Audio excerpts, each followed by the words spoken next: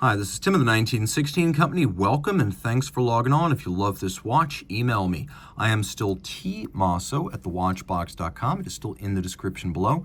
It is still your purchase and pricing email question line for buying this or any watch you see on any of our platforms. Please reach out to me directly. I am Team Mosso at thewatchbox.com.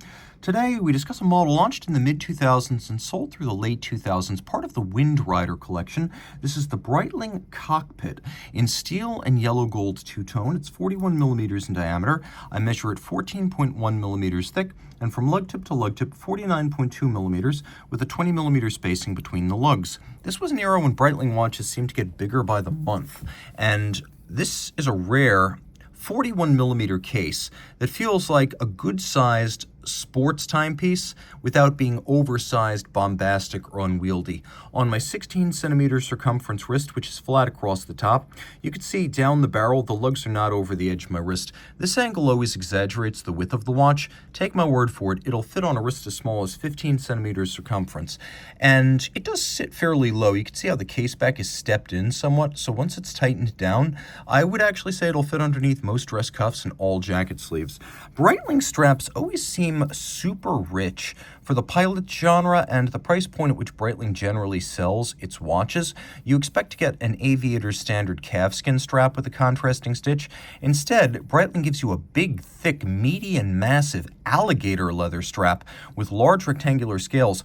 Not a cheap option. This is a high-grade cut of the animal, and you can see with the sheer cut profile and the bolstering, that is the stuffing, that they give you a lot of leather too.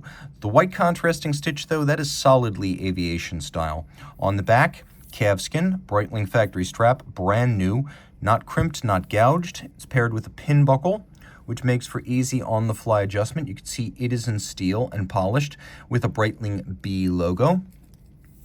The case relatively simple, a case we saw on Windriders and chronomats through the 2000s. It's fluid. It doesn't seem as severe as a Breitling watch might be thought to be from this era. It doesn't seem so large that it's going to eat your wrist, nor is it so massive in proportion that it loses elegance. It's actually quite graceful with its soft lines, tapered lugs, and compound curves. Now we have a onion-style crown. This watch draws heavily from the imagery of the modern chronomat collection and some small shear guards. This is a screw-down crown. The watch is, as you can see on both the reverse and the obverse, 300 meters water resistant, and while we know 300 meters is not 1,000 feet, just press the I believe button. Even Rolex does that. The bezel. Here we have a 120 click, beautifully detented, unidirectional dive bezel. We'll do a quick loom shot here. Note that it is a count-up dive bezel. This watch can work as a diver.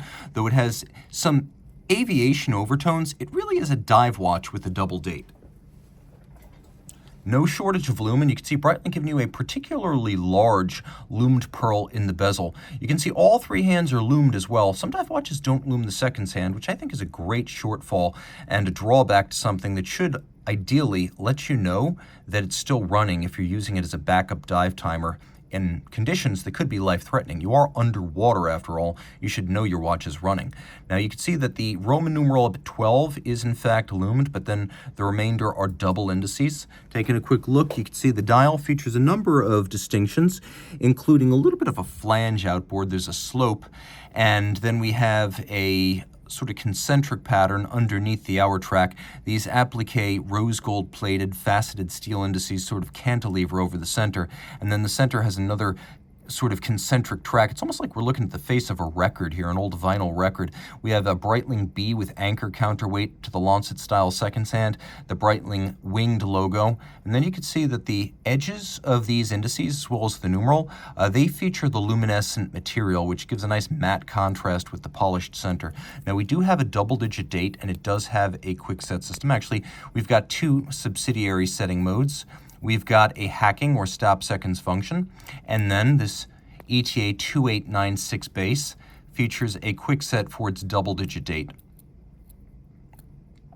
And of course, the 2896 is the big date version of the 2892. The bezel features little screws outboard that are more than ornamental. This is what's called a captive bezel. It's a very tough way to assemble a watch. Zinn does it. RGM does it with its Model 300 diver. Breitling is probably the most prolific user of this system, where the bezel is held to the case using the screws, so it can't be snapped off on impact the way a Rolex or a Tag or Omega can. It has to be dismantled. So a very tough assembly process and also quite attractive. We also have these rider tabs. These debuted on the modern Chronomat back in 1983, and they're designed to make it easier to get your bearings when you're in a lit condition where you can see the color distinction of the riders. But then more than that, they're designed to give you some purchase if your hands are wet, sweaty, and gloved. Of course, a diving bezel is a great timer. I often find it easier to read and certainly downstream cheaper to service than a chronograph, so I'll always take a dive bezel over a chronograph. We've got this little polished element between the bezel and the dial. This is called the chimney, so if there is an impact to the bezel, the chimney acts as a guard to prevent the bezel from directly contacting and possibly cracking the sapphire. The sapphire is rather dramatically cambered, which gives the watch an expensive look. And then we have a satin finish on the top of the bezel with polish on the edge as well as the chimney. Turning everything over, well, there's not much to see back here. You can see the Breitling logos, some polish, some media blast, but this is a certified chronometer, COSC certified as an outstanding timekeeper and adjusted in 5 positions, tested in those 5 positions over 2 weeks and against temperatures. It is a bidirectional automatic winder with a 4 Hz beat rate, a 42-hour power reserve, stop seconds, and a quick set date.